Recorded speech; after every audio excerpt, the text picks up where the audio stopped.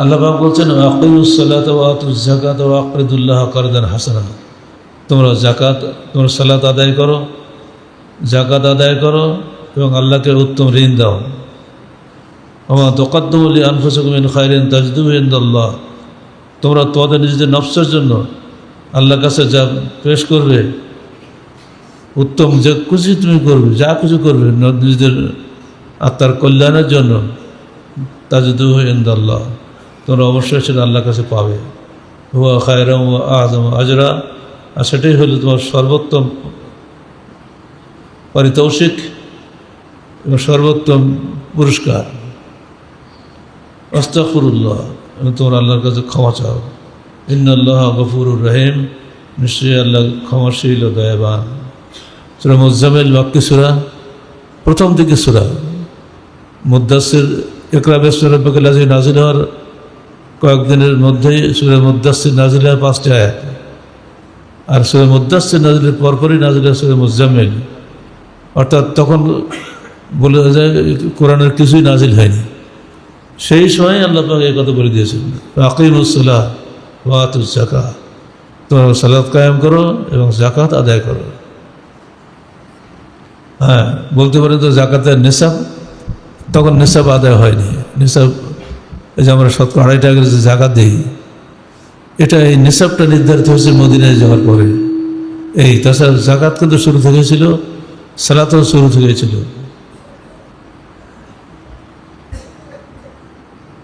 কোরআনের 32টি স্থানে সালাত ও যাকাত একসঙ্গে বলা হয়েছে। যিনি সালাত আদায় করবেন তাকে অবশ্যই যাকাত দিতে হবে। যাকাত ফাঁকি দিয়ে কেউ বড় হতে পারবেন না। এখন আপনি কত দেবেন, নিসাবটা শোনেন। সঞ্চিত ধন 1 বছর পূর্ণ হলে 40 ভাগের 1 ভাগ অর্থ যাকাত দিবেন। আবু দাউদ 1974 নম্বর হাদিস, মিশকাত 1799 নম্বর হাদিস। অর্থাৎ শতকরা 2.5 টাকা হারে যাকাত দিবেন। ফসলের যাকাত, আমরা ওষুধ দেই না, অধিকাংশ এলাকাতেই ওষুধ হয় না। ইরি হচ্ছে, গরু হচ্ছে, সবই হচ্ছে, কিন্তু তারা যে ওষুধ দেয় এরকম জানা যায় না। অথচ 5 ওয়াসাক খাদ্যশস্য হলে সেখান থেকে 1 ওয়াসাক আপনাকে, অর্থাৎ 10 ভাগের 1 ভাগ ওষুধ দিতে হবে। যদি এটা বর্ষায় হয় বা নদীর চেঁচা পানিতে হয় তাহলে ওষুধ, নইলে খরচ খুব যদি বেশি হয়ে যায় তাহলে নিসফ ওষুধ, অর্থাৎ 20 ভাগের 1 ভাগ দিতে হবে। ওষুধটা ঠিক মতো দিবেন যেন ভুল না হয়। এমনি আমরা মালের যাকাত দিই সাধারণত রমজান মাসে, ওষুধের কোনো রমজান মাস নাই, যখন ফসল হবে তখন দিবেন। কিন্তু এখানে একটা ফতোয়া দিয়ে একটা হিলা বাহানা করা হয়েছে যাতে ওষুধ না দিতে হয়। বলা হয়েছে যে জমিতে খাজনা আছে সে জমিতে ওষুধ নাই। এই যে কত একটা বাজে কথা। খাজনা হলো ভূমি কর, তাতে সামান্য কিছু দিতে হয়। আর ওষুধ হলো ফসলের যাকাত, ফসল হলে দিবেন নইলে দিবেন না, দুটো কখনো এক নয়।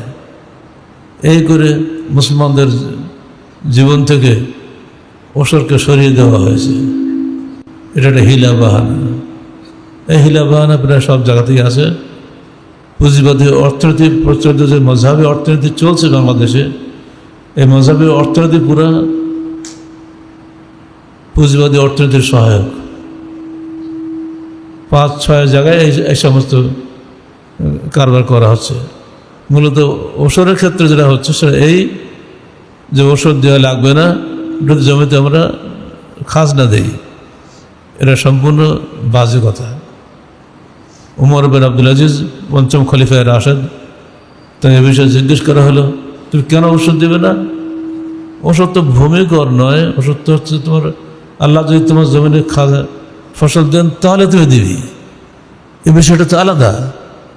আর এমনি ট্যাক্স তো ভূমিকর, বছর হয়তো 5 টাকা 10 টাকা করে করেন নাকি, ওইটা দিয়ে তুমি পুরো ওষুধ ফাঁকি দেবা? অথচ সেটাই চলছে।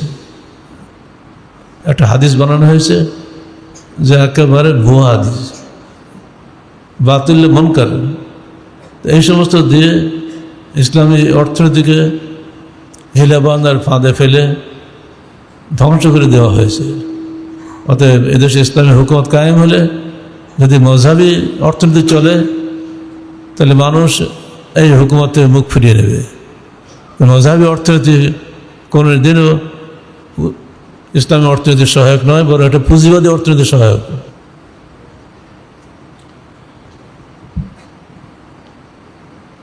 অনেকে ছাগল পোষেন, ভেড়া পোষেন, বহু খামার করেন, তাদের হিসাব আমরা রাখি না, কারণ আমরা দেখি না দেখে কেউ করে। যদি কেউ করেন তাহলে 40 থেকে 120টা ছাগল যদি হয়, একটা বকরি আপনি জাকাত দিবেন। 40 নিচে 40 উপরে 120 যদি হয় তাহলে একটা বকরি জাকাত দিবেন। 30টা গরু হলে একটা বাছুর জাকাত দিবেন।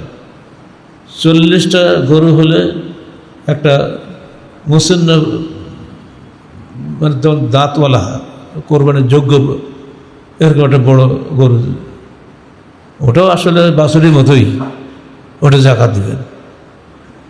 এরকম জেনে রাখা ভালো, যদি কারো থাকে, যেহেতু খুতবা তো বহু দূরে মানুষ শোনেন। আজকাল শুনছি আমাদের ঢাকাতে নাকি এক ভদ্রলোক উটের খামার করেছে, শুনে খুশি হলাম যে হোক, উট খালি সৌদিরা খাবে, আমরা তো খেতে পারি। তিনি করলেও তার একই অবস্থা, 30টি উট হলে একটা উট দেবেন, উটের বাছুর। এবার অলঙ্কার জাকাত, এখানেও হিলা বাহানা করা হয়েছে যে অলঙ্কারের জাকাত নাই। যেগুলো রেকাজ আসছে, খনিত জন্ম যে সোনা রূপা, এগুলোতে জাকাত রয়েছে, ব্যবহৃত অলঙ্কারের জাকাত নেই। এই আর এক ফেতনা শুরু হয়েছে। ফলে ইসলামী অর্থনীতি মুখে বলা হবে, বটে আশা খুঁজে পাওয়া যাবে না। দেখেন, জানাব ইমরাত আব্দুল্লাহ ইবনে মাসউদ قال قال رسول الله صلى الله عليه وسلم يا معشر النساء تصدقنا ولو من حليتكن فإنكن أكثر أهل جهنم يوم القيامة رواه الترمذي بإسناد صحيح। প্রখ্যাত সাহাবী জানাব, তিনি হচ্ছেন আব্দুল্লাহ ইবনে মাসউদের স্ত্রী, তিনি হাদিসটার রাবি, বলছেন একদিন আল্লাহ রাসূল আমাদের ভাষণ দিলেন, ইয়া মাশারান নিসা, হে মহিলা সমাজ, তাসাদ্দাকনা আলা মিন হুলিয়াতিকুন্না, তোমরা সাদাকা দাও, যদিও তোমাদের গহনার অংশ হোক।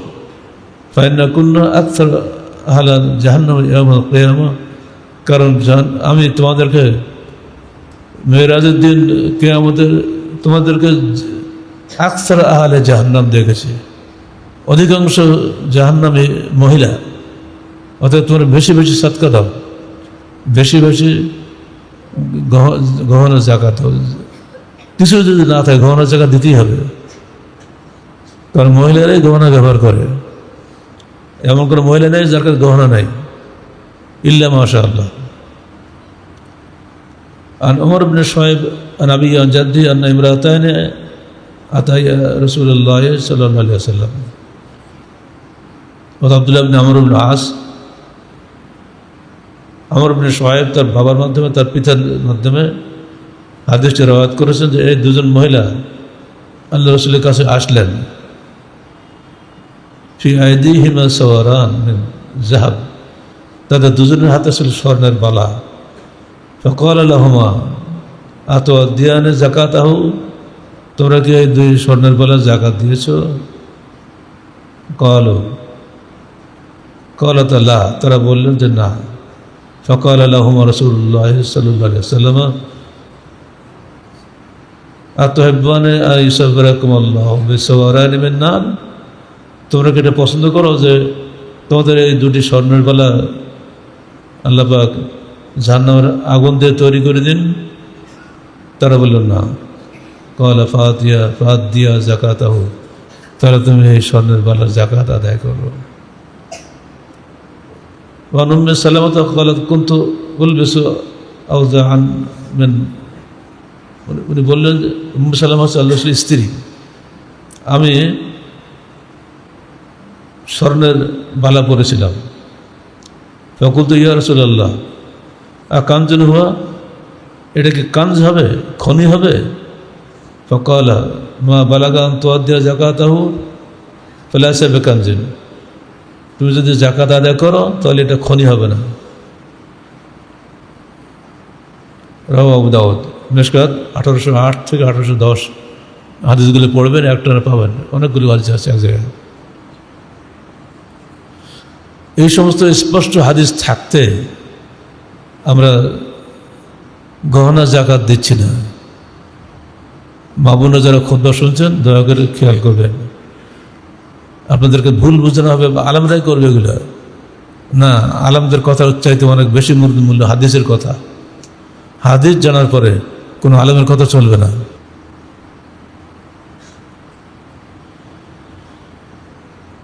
জাকাত কাদের জন্য নেওয়া জায়েজ নয়। আন আব্দুল মুত্তালিব বিন রবিয়া আন্না হাযিহি সাদাকাত ইন্নামা হিয়া আওসাখুন লিন-নাস। আব্দুল মুত্তালিব বিন রবিয়া থেকে বর্ণিত, রাসূলুল্লাহ সাল্লাল্লাহু আলাইহি ওয়াসাল্লাম বললেন, দেখো এই যে সাদকার যে মালগুলো, ইন্নামা হিয়া আওসাখুন লিন-নাস, এগুলো মানুষের জন্য ময়লা স্বরূপ। ওয়া ইন্নাহা লা তাহিল্লু লি মুহাম্মাদিন ওয়া লি আলি মুহাম্মদ, এগুলো মুহাম্মদ এবং তার পরিবারের জন্য জায়েজ নয়, হালাল নয়। রাওয়াহু মুসলিম। আর আয়েশা ক্বালাত কানা ফি বারিরা সালাসা সুনান, বারিরা একজন মুক্ত দাসী, তার মধ্যে 3টি জিনিস পাওয়া গেছে। এক, আন্নাহা আতাকাত ওয়া খায়্যারাত ফি যাওজিহা, তাকে মুক্ত করা হলো, অতঃপর সে তার স্বামীকে রাখবে কি রাখবে না, স্বামী তো কৃতদাস, তাকে স্বাধীনতা দেওয়া হলো। তার স্বামীর নাম হচ্ছে মুগিস। স্বামীকেও কান্নাকাটি করেছিল, না তুমি আমাকে ছেড়ে যেও না, কিন্তু না, স্ত্রী বলল আমি যখন মুক্ত হয়ে গেছি, আমি আর কৃতদাসী নই, অতএব আমি তোমাকে স্বামীত্ব আর রাখবো না, স্বাধীন হয়ে গেল। এমন আল্লাহ রাসূল নিজে সুপারিশ করেছিলেন।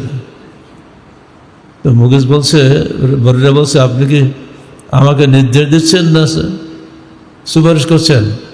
তো আল্লাহ রাসূল বলছেন, না, আমি তো নির্দেশ দিচ্ছি না, সুপারিশ করছি। তা আমি লা হাজাতা ফি, ওই স্বামীর ঘরে আমি করবো না। মহিলাদের যে কি স্বাধীনতা ইসলাম দিয়েছে এতে কেউ জানে না। এই একটা হাদিস যথেষ্ট নয় কি? সে কৃতদাসী, সে স্বামী ছাড়তেই পারে না, কিন্তু যেমনি সে স্বাধীন হয়ে গেছে তখনই তাকে স্বাধীনতা দেওয়া হলো, তুমি ইচ্ছে করলে স্বামী রাখতে পারো, ছাড়তে পারো। সে বললো আমি ছাড়বো না। এখন ওই স্বামী মদিনার গলিতে গলিতে কেঁদে কেঁদে বেড়ায়, তোমরা একটু বলো গো, একটু বোঝাও, ওকে একটু বোঝাও, আমি ওকে ছাড়বো না। শেষে আল্লাহ নবীর কাছে আওয়ামা করে কান্নাকাটা শুরু করলো।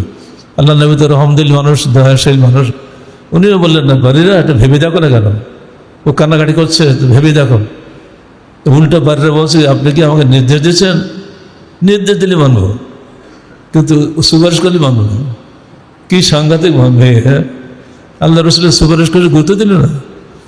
এটাতে বোঝা যায় ইসলাম নারীদেরকে কতটুকু স্বাধীনতা দিয়েছে।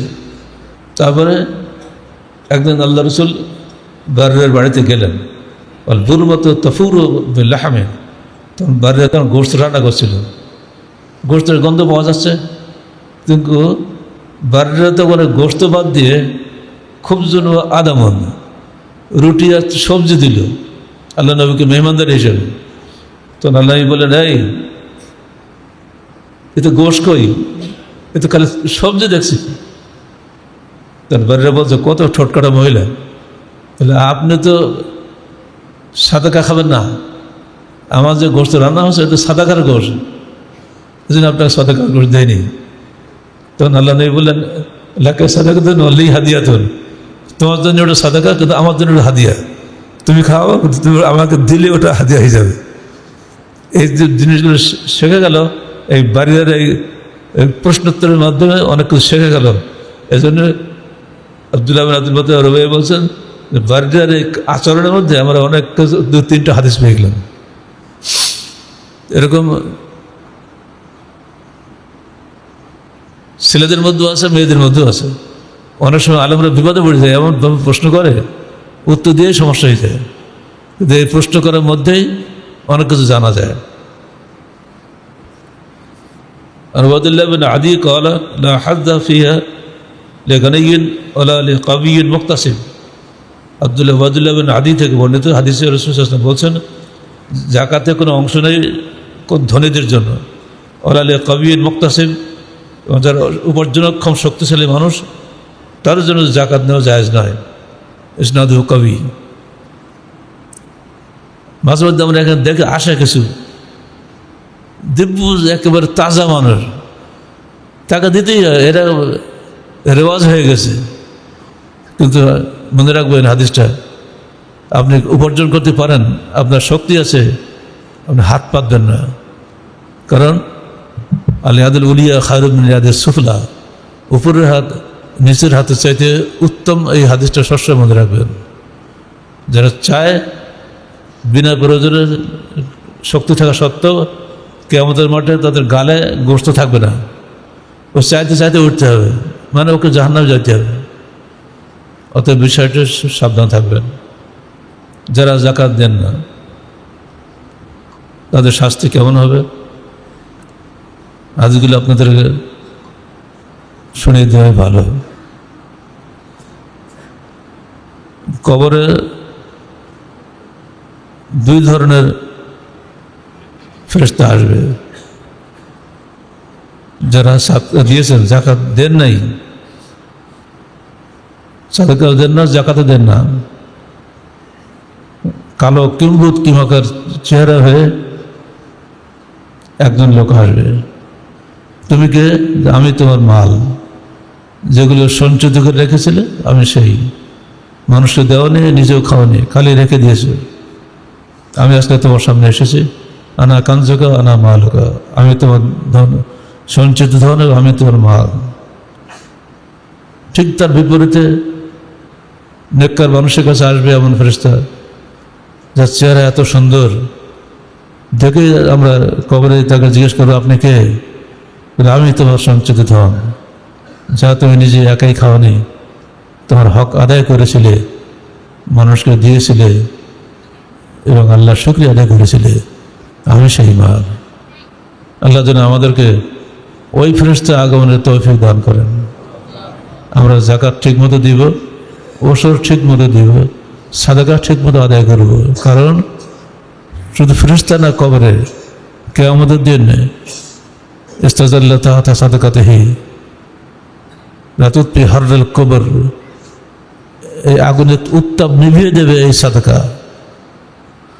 আর কিয়ামতের দিন এই সাদাকা আপনার ছায়া হবে, এই ছায়ার নিচে আপনি দাঁড়াবেন। যেদিন অগ্নিদগ্ধ হয়ে দানস হয়ে যাবে, কিয়ামতের কঠিন গরম তো আপনারা জানেন।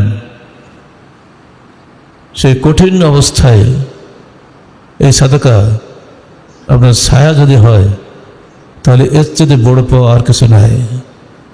এরপরে তো বিচার হবে, বিচার হতে আমরা জান্নাত বা জাহান্নাম পাবো। কিন্তু প্রথমে কিয়ামতের দিন উঠেই যে গরম আগুন ঝরা, সেখানে বাঁচতে পারলে তো আমাদের বাঁচা হয়ে গেল। এর একটাই পথ হচ্ছে সাদকা। আর একটা হলো সাদকার ফলাফল, সাদকা তো তুতফিল বালা, বিপদে পড়ে গেলে সাদকা দিবেন, ভালা মুসিবত আল্লাহ দূর করে দেবেন। বিষয়গুলো প্রত্যেকটা মুসলমানের জন্য জানা প্রয়োজন। বিপদে উদ্ধার পাওয়ার জন্য আমরা কত কি অন্যায় করি, কোনো অন্যায় দরকার নেই। আপনি আল্লাহর রাস্তে সাদাকা দেন এবং আল্লাহর রাস্তে যাকাত দেন, আল্লাহর রাস্তে হক বুঝে দেন। অনেকে যাকাত দিচ্ছেন কিন্তু হিসাব করেন না, যা মন চায় তাই দেন, এটা হবে না। আপনি হিসাব করলেন না তো, হিলাবানের ফাঁদে পড়বেন না। হিলাবানের ফাঁদে পড়ে বহু মানুষ আজকে যাকাত থেকে দূরে আছে, ওষুধ থেকে দূরে আছে, অলঙ্কারের সাদকা দেয় না। বহু মহিলা অলঙ্কারের সাদকা দেয় না। রমজান চলে যাচ্ছে, অর্ধেক হয়ে গেল, এখন আমরা এদিকে খেয়াল করি। যার যা কর্তব্য আছে করবেন। বাড়ির দিকে মা বোনদের কাছে জিজ্ঞাসা করবে, কতটা তোমার আসক্ত, গহনা বের করো, জুয়েলার্স থেকে দামটা জেনে নেবেন, এই গহনা সব হিসাব করবেন। অতঃপর সেগুলোতে জাকাত যা হয় জাকাত বের করবেন, করে সেগুলো দান করবেন। বায়তুল ফান্ডে দান করবেন, যেখানে আপনার কোনো অহংকার থাকে না, রিয়া থাকে না, শ্রুতি থাকে না। বায়তুল ফান্ডের দায়িত্বশীল যারা আছেন তারা সেগুলো যথাস্থানে ব্যয় করবেন। আপনি নিজে নিজে ব্যয় করলে সেখানে লোভ আসবে, রিয়া আসবে, শ্রুতি আসবে। রাজনৈতিক দলের লোকরা এখন এগুলো ফান্ড হিসেবে ব্যবহার করছে, সাবধান থাকবেন। রাজনৈতিক স্বার্থে এগুলো ব্যয় করা যায় না। প্রচলিত রাজনীতি ইসলাম বিরোধী। এখানে আল্লাহর সার্বভৌমত্ব নাই, মানুষের সার্বভৌমত্ব আছে। সম্পূর্ণ শিরকির গণতন্ত্র চলছে বাংলাদেশে। এই শিরকি তন্ত্রের ফাঁদে পড়ে যেন আবার আমাদের জায়গাগুলো নষ্ট না করে দেয়, খেয়াল রাখবেন। আল্লাহ পাক আমাদেরকে সত্যিকার অর্থে জাকাত সঠিকভাবে আদায় করার তৌফিক দান করুন, এবং আমরা বছর যেন ঠিকমতো আদায় করি। আমাদের মা বোনদের অলঙ্কারের জাকাত যেন আমরা হিসাব করে সঠিকভাবে আদায় করি। আমিন। আকুলু কওলি হাযা আস্তাগফিরুল্লাহ লি ওয়া লাকুম ওয়া লিসাইরিল মুসলিমিন। আলহামদুলিল্লাহ নাহমাদুহু ওয়া নাস্তাঈনুহু ওয়া নাস্তাগফিরুহু ওয়া নু'মিনু বিহি ওয়া নাতাওয়াক্কালু আলাইহি ওয়া নাউযু বিল্লাহি মিন শুরুরি আনফুসিনা ওয়া মিন সাইয়্যাতি আ'মালিনা মান ইয়াহদিহিল্লাহু ফালা মুদিল্লা লাহু ওয়া মান ইউদ্লিল ফালা হাদিয়া লাহু ونشهد أن لا إله إلا الله وحده لا شريك له ونشهد أن محمدا عبده ورسوله إن الله وملائكته يصلون على النبي يا أيها الذين آمنوا صلوا عليه وسلموا تسليما। এই মসজিদ করার জন্য আপনাদেরকে এগিয়ে আসতে হবে। বাইরের লোক এই মসজিদ করে দেবে না, কারণ তাদের এখানে কোনো স্বার্থ নাই। ইল্লা মাশাআল্লাহ যারা সংগঠন করেন তারাই এখানে টাকা পাঠাচ্ছেন। কিছুদিন আগে কুমিল্লাতে এক ভাই এসেছিলেন, তিনি দৃষ্টান্ত কায়েম করে গিয়েছেন। তিনি একজন সাংবাদিক, তিনি আগে অন্য সংগঠন করতেন, তওবাতুল্লাহ করে আমাদের সংগঠনে এসেছেন এবং তিনি ইজতেমায় এসেছিলেন। তিনি যেসব কথা বলে গেলেন সে আসলে আমাদের দাগ কাটার মতো। তিনি এলেন মসজিদ দেখতে, দেখে এই কী অবস্থা, এভাবে পড়ে থাকবে মসজিদ, আমরা কি জন্য আসি? সঙ্গে সঙ্গে কিছু টাকা তিনি দিয়ে গেলেন। এমনি করে অনেক ভাই আসেন, তাদের অন্তর কাঁদে কেন্দ্রীয় মসজিদের জন্য। যে কেন্দ্র যদি না বসে শাখা বেশি লাভ কি? বিষয়টা আপনারা খেয়াল করুন। আপনারা সৌভাগ্যবান যে আপনারা এই মসজিদ সালাত আদায় করেন, অন্যরা তো তা করে না।